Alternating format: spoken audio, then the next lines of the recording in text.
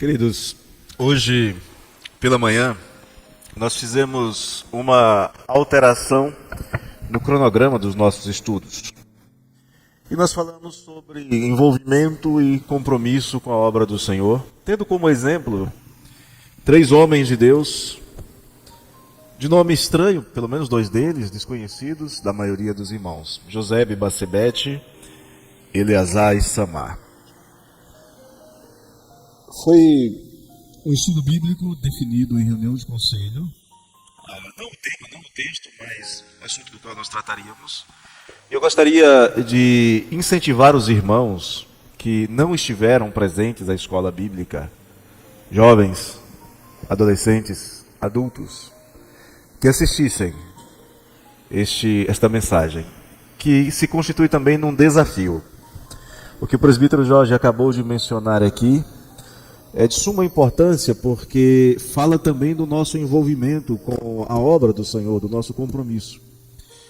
E por graça de Deus, na agenda de Deus, Deus fez com que aquilo que estava programado para a mensagem de domingo à noite fosse intrinsecamente ligado, totalmente ligado àquilo que foi dito pela manhã.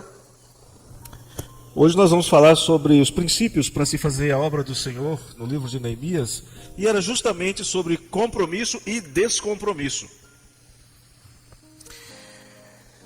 É muito comum nós encontrarmos, em qualquer igreja que você for, pessoas com diferentes níveis de envolvimento com a igreja no seu dia a dia. Nós não vamos usar aqui aqueles termos jocosos que na década de 90 usava muito, né? Crente jacaré, crente sapo, crente não sei o quê. Não vamos classificar ninguém desta maneira. Mas o fato é que existem membros compromissados e membros descompromissados com o trabalho da igreja. E não é muito difícil para nós identificarmos aqueles que estão presentes, que estão ativos, que estão em todos os trabalhos dos quais eles conseguem participar. São aqueles que, quando se ausentam da igreja por algum motivo, logo todo mundo começa a perguntar: cadê fulano? Onde está Beltrana? Está viajando? Está doente? Está com algum problema? Esses são os que mais trabalham. São aqueles que ocupam vários cargos na igreja.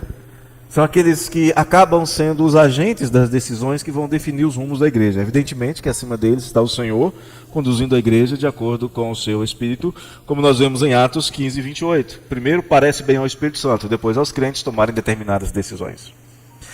Com um pouquinho de cuidado, nós também vamos encontrar alguns que eventualmente se fazem presentes. São aqueles que frequentam bastante os 2 principais encontros da igreja: escola bíblica, os cultos dominicais. São pessoas menos envolvidas, se ausentam com frequência, E a sua ausência geralmente só é percebida depois de algum tempo. São irmãos e irmãs que precisam entender melhor o que significa ser parte do corpo de Cristo. Que precisam entender o que diz a palavra do Senhor em Hebreus 10, 25. Não deixemos de congregar-nos como é costume de alguns. Antes façamos as demonstrações, e tanto mais quanto vedes que o dia se aproxima. Somente quem está na igreja vai perceber aqueles que, embora membros da igreja, embora tendo sido batizados, embora tendo feito a sua pública profissão de fé, são um pouco mais do que visitantes esporádicos. Fazendo aqui um paralelo com um termo que nós usamos bastante para com os romanistas, são os evangélicos não praticantes. Tem também. Participam um pouco, mas se identificam com a igreja. E usam o nome da igreja para se identificarem socialmente também. Eu sou membro da igreja X, eu sou membro da igreja Y. Contribui muito pouco, especialmente com a sua presença. Alguns contribuem mais com a presença do que mais com bens do que com a presença. Mas contribuem pouco com a sua presença, contribuem pouco com os seus dons e contribuem muito pouco com os seus talentos. Normalmente nós esperamos que os primeiros, aqueles mais ativos, eles estejam sempre apostos. E estão. E quase sempre nós temos que convocar com alguma insistência, pedindo ajuda, os intermediários quando queremos fazer alguma coisa. E se nós entregamos tarefas aos terceiros, geralmente é para na última hora ter que procurar alguém para fazer improvisando. Porque na maioria das vezes falham. Não é uma acusação, queridos. É uma constatação. Eu sou pastor há mais de 2 décadas. em mais de 4 estados. Então a gente conhece um pouquinho da história da igreja. Como conduzir o povo de Deus que tem estas características? Acredito que a resposta para esse tipo de pergunta a gente só encontra nas Escrituras. O livro de Neemias, com certeza, nos oferece alguns princípios que são bastante úteis. E um deles é que Neemias não esperava que os descompromissados se envolvessem para depois começar a fazer a obra. Ele fazia. Vamos abrir a palavra do Senhor em Neemias, capítulo de número 2. É um texto bastante longo, mas é necessário para entendermos o propósito da mensagem desta noite. Neemias 2, 7 em diante. E ainda disse ao rei: se ao rei parece bem, deem-se-me cartas para os governadores da além do Eufrates, para que me permitam passar e entrar em Judá. Como também carta para Asaf, guardas das matas do rei, para que me dê madeira para as vigas das portas da cidadela do templo, para os muros da cidade e para a casa em que deverei alojar-me. E o rei mas deu, porque a boa mão do meu Deus era comigo. Então fui aos governadores da além do Eufrates e lhes entreguei as cartas do rei. Ora, o rei tinha enviado comigo oficiais do exército e cavaleiros. Disto ficaram sabendo Sambalate, o Horonita, e Tobias, o servo amonita, e muito lhes desagradou que alguém viesse a procurar o bem dos filhos de Israel. Cheguei a Jerusalém, onde estive 3 dias, então à noite me levantei, e uns poucos homens comigo, não declarei a ninguém o que o meu Deus me pusera no coração para eu fazer em Jerusalém. Não havia comigo animal algum, senão o que eu montava. De noite, saí pela porta do vale, para o lado da fonte do dragão, e para a porta do monturo, e contemplei os muros de Jerusalém que estavam assolados, cujas portas tinham sido consumidas pelo fogo. Passei a porta da fonte e ao açude do rei, mas não havia lugar por onde passasse o animal que eu montava. Subi à noite pelo ribeiro e contemplei ainda os muros. Voltei, entrei pela porta do vale e tornei para casa. Não sabiam os magistrados aonde eu fora, nem o que fazia, pois até aqui não havia eu declarado coisa alguma, nem aos judeus, nem aos sacerdotes, nem aos nobres, nem aos magistrados, nem aos mais que faziam a obra. Então lhes disse: estáis vendo a miséria em que estamos? Jerusalém assolada e as suas portas queimadas, vinde, pois, reedifiquemos os muros de Jerusalém e deixemos de ser opróbrio. E lhes declarei como a boa mão do meu Deus estivera comigo e também as palavras que o rei me falara. Então disseram: disponhamos-nos e edifiquemos. E fortaleceram as mãos para a boa obra, porém Sambalate, o Horonita, e Tobias, o servo amonita, e Gesem, o arábio, quando o souberam, zombaram de nós e nos desprezaram e disseram: que é isto que fazeis? Quereis rebelar-vos contra o rei? Então lhes respondi: o Deus dos céus é quem nos dará bom êxito. Nós, seus servos, nos disporemos e reedificaremos. Vós, todavia, não tendes parte, nem direito, nem memorial em Jerusalém. Até aqui. Deus querido, nós nos colocamos diante do Senhor e reconhecemos que sempre há o que fazer na tua obra. Reconhecemos que sempre há almas a serem alcançadas. Projetos que precisam ser levados a cabo para que a tua igreja cumpra melhor o trabalho para o qual o Senhor a tem designado, que é ser uma agência de proclamação do seu reino. Nós queremos te pedir a Deus, em nome de Jesus, como o Senhor tem feito até o dia de hoje, levantado homens e mulheres dispostos a te servirem, que o Senhor continue fazendo isso, e, ó Deus, inclinando o coração de cada um de nós para cumprirmos a tua palavra com comprometimento. É o que nós te pedimos, Senhor, em nome de Jesus. Amém. Observe que ao chegar em Jerusalém, depois de fazer um levantamento, descansou da viagem, uma viagem longa, difícil. Depois de fazer um levantamento de como a cidade estava, porque até ali ele só havia ouvido falar do estado de Jerusalém, agora ele sabia exatamente como estava: muros derribados, portões queimados. Ele viu o estado, ele calculou a obra que precisava ser feita. Após tudo isso, ele convoca todos os que faziam parte da liderança que havia sido constituída em Jerusalém. Naqueles dias, muitos ocupavam posição de liderança já há algum tempo. Alguns estavam dando continuidade ao trabalho iniciado 18 anos antes, nos dias de Esdras, reestruturando o culto, reconstruindo o templo, uma tarefa que durou cerca de 20 anos para ser concluída, e algumas casas, mas pouco além disso havia sido feito. Não havia uma cidade. Os muros, como nós vemos, estavam caídos. As casas totalmente desprotegidas de qualquer ataque inimigo. Mas Neemias traz um projeto pronto e desafia o povo de Deus para que eles também se envolvam na obra. Sozinho, Neemias não conseguiria fazer. Só com aqueles homens que haviam sido constituídos como liderança, não seria possível fazer. Seria necessário o envolvimento de todo o povo. Nos versos 17 e 18, nós temos o registro da conversa de Neemias e a reação da liderança. Neemias dizendo, nós precisamos fazer, e a liderança dizendo, nós vamos fazer com você. O ponto aqui é, quem estaria disposto a participar e quem não queria o bem de Jerusalém. Lá no verso 10, nós ficamos sabendo que 2 homens não gostaram, Sambalate, o Horonita, e Tobias, o servo amonita. Agora, no decorrer do texto, além de Sambalate e de Tobias, os inimigos continuam a crescer. Surge um tal de Gesem, o arábio.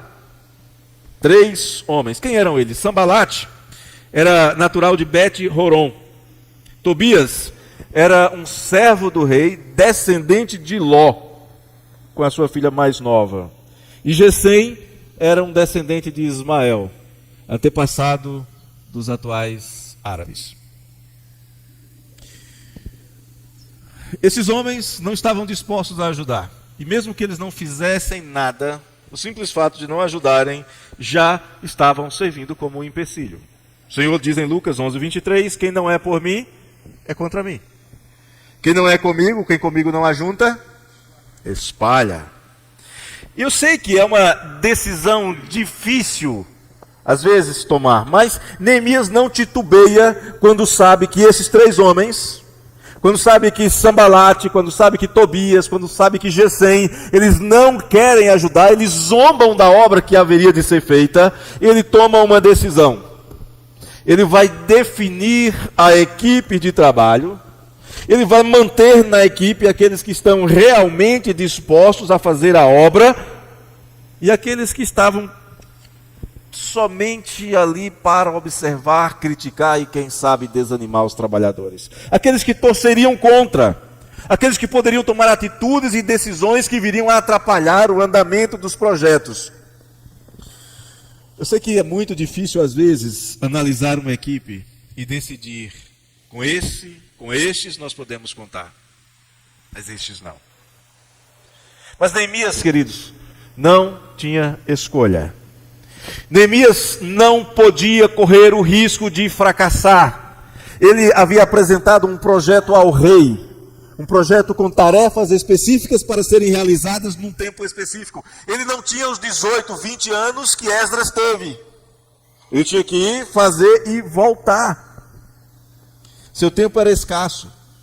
O rei tinha lhe dado alguns recursos, mas também um tempo definido, que nós não sabemos qual foi esse tempo. Embora os estudiosos do Antigo Testamento digam que a primeira passagem de Neemias por Jerusalém não durou além de 3 anos. 3 anos era o tempo que ele tinha, se os estudiosos estão corretos, para fazer aquela obra. Fracassar significava deixar os judeus em vergonha ainda maior do que a que eles já se encontravam. Pois além de destituídos da sua cultura, além de não terem nenhum poder político, ainda seriam zombados como um bando de fracassados pretensiosos. Os inimigos diziam, vão construir um muro, se uma raposa encostar nele, o muro vai cair. Seria um objeto de maior zombaria, maior escárnio ainda. Vamos conhecer esses com quem Neemias resolve não contar. Sambalate é identificado como um dos governadores da província. Tobias e Gesem tinham alguma influência na região como membros influentes de povos que os babilônicos tinham transportado para a região e que mais tarde fariam parte de uma mistura de povos que ficaria conhecida como samaritanos. Aquela rixa entre judeus e samaritanos nasce aqui. Ela começa aqui, 400 anos antes. Eles edificariam o seu próprio templo no Monte Gerizim, perto de Siquém. Eles oficializariam essa ruptura com Israel e institucionariam, criariam de maneira definitiva um ódio entre os dois povos, como nós vemos na conversa de Jesus com a mulher samaritana lá em João 4:20. Não era fácil para Neemias, recém-chegado, dizer para esses homens duras palavras de rejeição, que permaneceram ecoando pelos séculos. Nos dias de Jesus nós ainda vemos o antagonismo entre judeus e samaritanos. Neemias diz no verso 20: o Deus dos céus é quem nos dará bom êxito. Nós, seus servos, nos disporemos e reedificaremos. Vós, todavia, não tendes parte, nem direito, nem memorial em Jerusalém. Neemias tomou uma decisão difícil. Olhou para quem estava ali e disse: com esses nós podemos contar. Com esses, não. Eu não gostaria de que nenhum dos que estão aqui presentes dissessem: não conte comigo. Não pode contar comigo. Pelo contrário, eu gostaria que todos dissessem: eia, disponhamos para a obra que o Senhor nos tem chamado. Quando Neemias faz isso, ele não se preocupa com o número de pessoas com os quais poderá contar. Se fizer uma pergunta: quantas pessoas são necessárias para reedificar uma cidade? O que você responderia? Bom, talvez na cidade você não saiba, mas quantas pessoas são necessárias para edificar uma igreja? Qual é a resposta? Umas 50? Eu vou dar uma outra resposta. Todos os que tiverem o coração comprometido com a obra. É melhor? É melhor? Todos os que tiveram o seu coração inclinado pelo Senhor para a obra. Quantas pessoas eram necessárias para construir um muro com dezenas de metros, com vários metros de altura?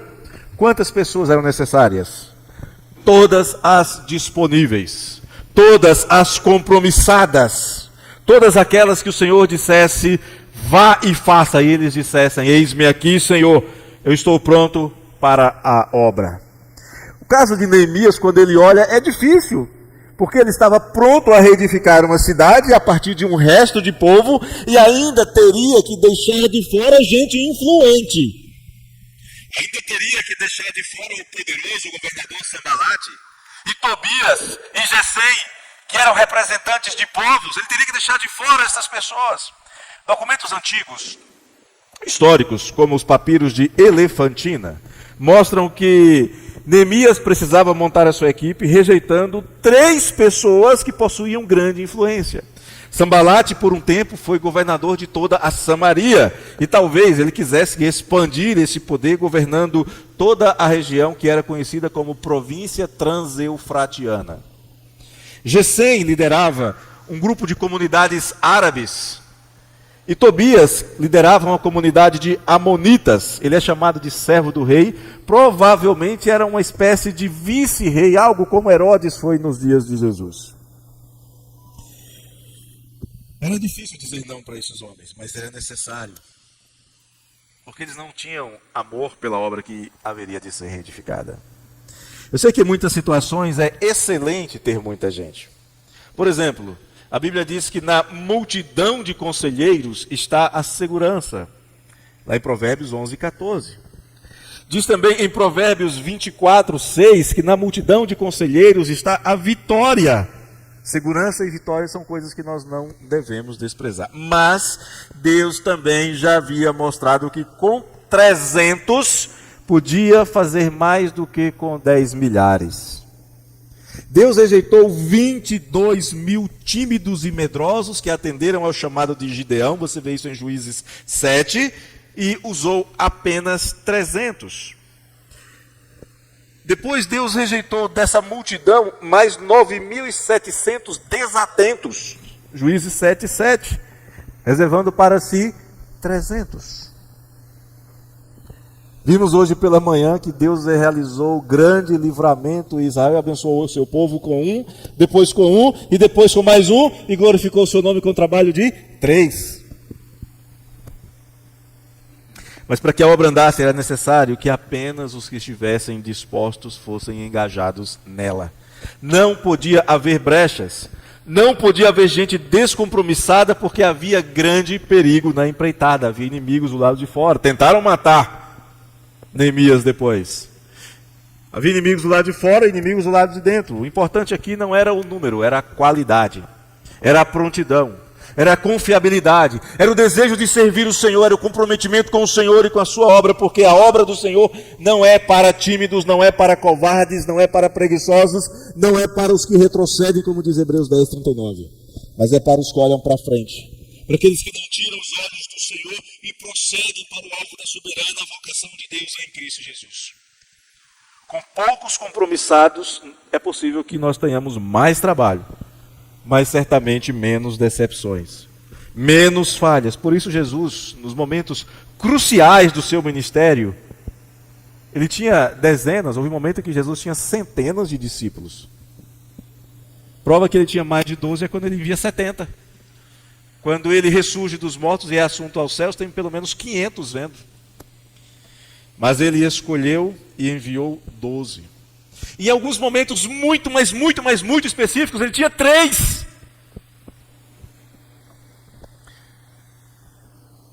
Houve momentos que ele julgou mais conveniente trabalhar 12 do que lidar com uma multidão de 500 ou de 5.000 que queriam apenas pão e peixe. Quando o Senhor Jesus purifica o templo de Jerusalém, as multidões ficam maravilhadas. Mas Jesus a eles não se confiava, diz João no capítulo 2, verso 24. Porque sabia que essa mesma multidão, 3 anos depois, gritaria: crucifica-o, crucifica-o. Queremos um número grande. E eu acredito que é muito bom ter muita gente, quanto mais gente envolvida, melhor. Mas queremos que todos tenham o seu coração comprometido com o Senhor e com a sua obra. Seria maravilhoso que nós não tivéssemos um único lugar vazio aqui na igreja nesta noite. E que todos com o coração totalmente comprometidos com o Senhor e com a sua obra. O segundo ponto que nós vemos aqui é que Neemias nos ensina a não fazermos alianças inadequadas ou mundanas. Pensemos na situação de Neemias. Se você fosse reestruturar uma cidade, você abriria mão de líderes, de grupos inteiros desta comunidade? Sambalate liderava os Zoronitas, Tobias os Amonitas, Gesem os Arábios. Ainda contavam com a colaboração de outros grupos, por exemplo, os Asdoditas. Neemias 4:7. Os Asdoditas também eram inimigos históricos de Jerusalém, como podemos ver em Josué 11:22. Sabe aqueles gigantes? Alguns deles eram de Asdod. Foi de lá que saiu Golias, o gigante filisteu de Gade, é deste povo. Eram inimigos históricos dos judeus e continuavam sendo inimigos dos judeus. Talvez alguns estrategistas entendessem que era a hora de uma aliança estratégica. Ainda mais porque estas pessoas tinham dinheiro, sim, tinham dinheiro para comprar apoio. Neemias 6:12 diz que esses homens compram o apoio de uma profetisa dentro de Jerusalém para se levantar contra Neemias. Uma profetisa chamada Noadia. Eles tinham conexões influentes entre os profetas ou falsos profetas de Israel. É o que nos diz Neemias no capítulo 13, verso 28. Joiada, Eliacibe. Ou seja, havia pessoas que eram influentes e quem sabe fosse prudente Neemias sentar à mesa com eles. Neemias faz exatamente o contrário do que os judeus vinham fazendo desde os tempos de Esdras. Ele prefere um grupo pequeno, coeso, com os mesmos princípios e propósitos, com o mesmo amor ao Senhor e à sua obra. Ele evita fazer alianças que poderiam trazer benefícios no curto prazo, mas que por fim acabariam lhe trazendo dissabores terríveis. Uma das coisas que os judeus haviam feito ao fazer alianças com esses povos, dando as suas filhas em casamento com esses povos, casando seus filhos com as filhas desses povos, havia acontecido que eles já não estavam sequer aprendendo mais a falar a língua hebraica. Não falavam mais aramaico, já estavam falando asdodita, alguma outra coisa qualquer. Estavam desaparecendo. Em nome do hoje, sacrificando o amanhã. Neemias compreendia perfeitamente que não deveria se associar com estes para não colher o fruto da impiedade. como aconteceu, por exemplo, com o rei Ezequias, Isaías 39. Neemias tinha em mente uma coisa muito importante, nós também precisamos ter. Esta obra não é nossa. Estamos aqui para servir ao Senhor, mas esta obra não é nossa. Ela é do Senhor. É o Senhor quem vai dispor todos os recursos para que esta obra seja executada. A igreja não precisa aliar-se à impureza em nome de um benefício imediato. Nós conhecemos de muito perto a história de uma igreja que se envolveu com a sujeira da política do nosso país e sabemos o que deu, o escândalo que foi. O Deus da Bíblia, o Deus que nós conhecemos, o Deus que Paulo anuncia, ele diz que ele é capaz de iniciar e completar a boa obra. Ele não mudou. A obra do Senhor é para ser executada pelas suas testemunhas fiéis. E esta exigência não mudou. A obra de Deus é para ser feita por aqueles que o Senhor libertou do império das trevas, que chamou para a sua maravilhosa luz e lhes deu uma missão. Ide e proclamem as virtudes daquele que tirou você das trevas e trouxe para a luz. Lembra que quando havia uma multidão seguindo a Gideão, o Senhor dispensou 31.700 homens para usar 300. É menos de 1%. E fez isso para mostrar o seu poder, a sua graça, para mostrar que é Ele quem liberta, que é Ele quem abençoa, que é Ele quem faz com que a obra seja concluída. Quizá você seja contado entre esses poucos, valorosos, fiéis e compromissados com a obra do Senhor.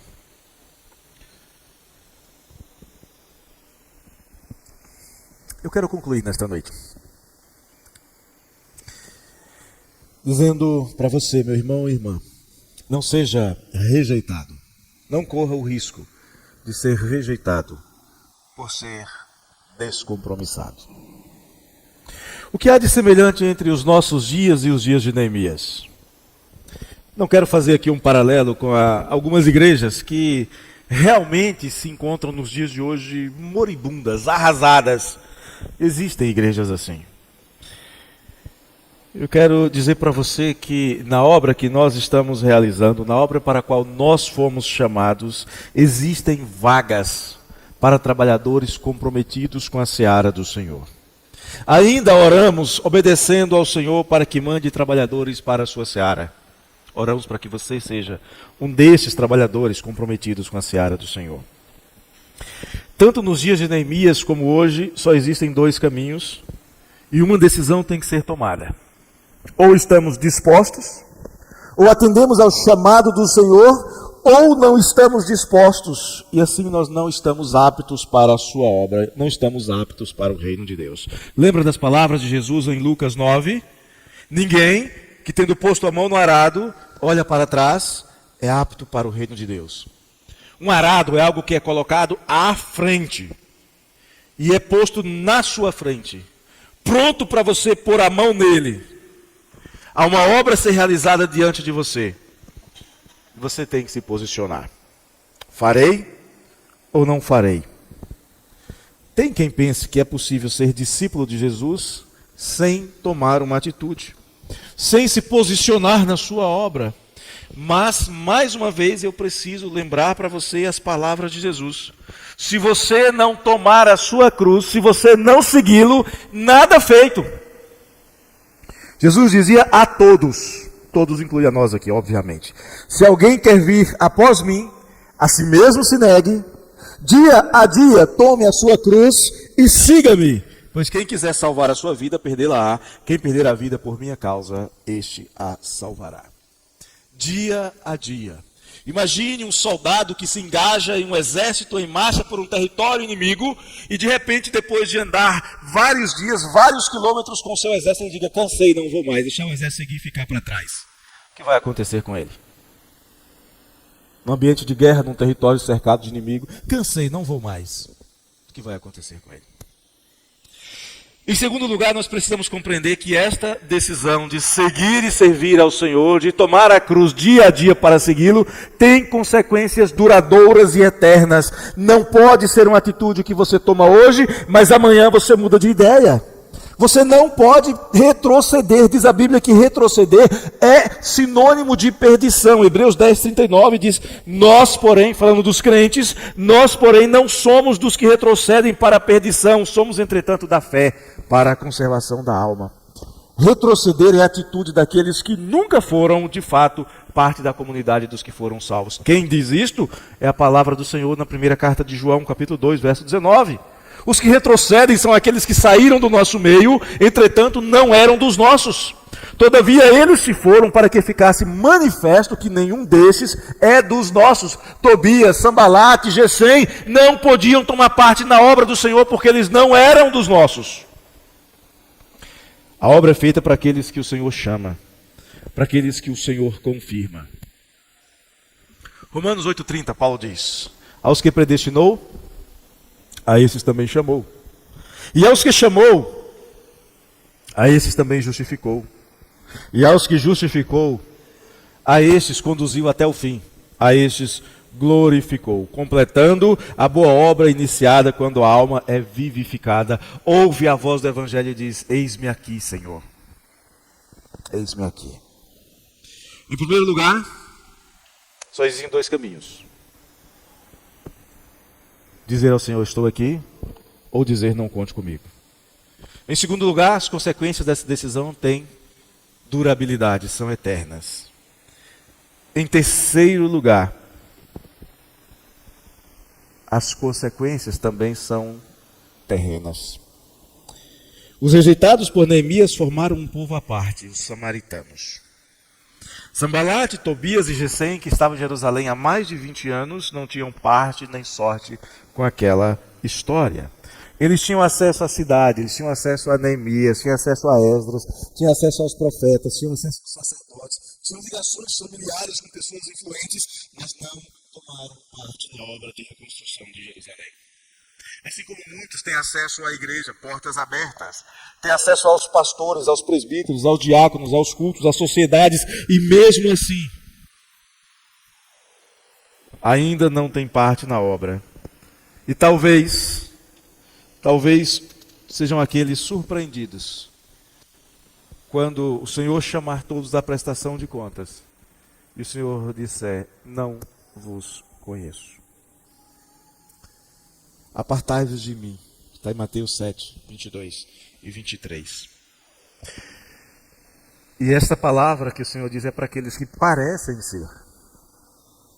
Que parecem ter ligações com Jerusalém como aqueles homens pareciam. Apenas pareciam. No entanto, para aqueles que são fiéis e comprometidos, o Senhor diz, vinde a mim, benditos de meu Pai. Não há nenhum lugar onde o não crente possa ser mais danoso para a vida da igreja do que a própria igreja. Um não crente fora da igreja, mesmo sendo um adversário, não é capaz de causar tanto dano quanto um falso crente. Lembram do rapaz que eu mencionei há alguns minutos atrás?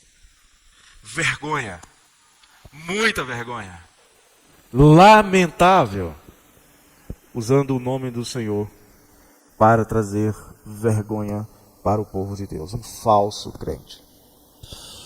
Querido, se você entende que essa mensagem é um chamado de Deus, para que você responda positivamente ao chamado para servi-lo. Se pelo Espírito de Deus o seu coração foi tocado pelo que você viu hoje pela manhã e agora à noite, se a sua mente foi iluminada, a sua vontade foi inclinada para dizer ao Senhor que quer servi-lo, seja bem-vindo. Eu não vou pedir para você fazer isso fisicamente, não é o meu estilo, mas levante-te e diga, estou pronto. Quero servir ao Senhor. E eu tenho certeza que o Senhor vai tomar você pela mão. Vai mostrar para você onde e como você pode servi-lo. E vai sustentar você nesta caminhada que pode estar começando hoje. Ou que pode ter continuidade hoje. Mas numa caminhada que vai levar você, inevitavelmente, com Jesus, à morada celestial, à Nova Jerusalém. Aquele que começa a boa obra em você, conclui esta boa obra até o dia de Cristo Jesus. Basta apenas que você, tendo a sua mente iluminada, o seu coração transformado, o seu espírito tocado pelo Senhor, você diga, eis-me aqui, Senhor, envia-me a mim. Quero convidar você nesse momento para falar com o Senhor em uma oração muito pessoal, respondendo apenas a uma pergunta. Você quer servir ao Senhor no que Ele quiser que você sirva, de todo o teu coração, força e entendimento?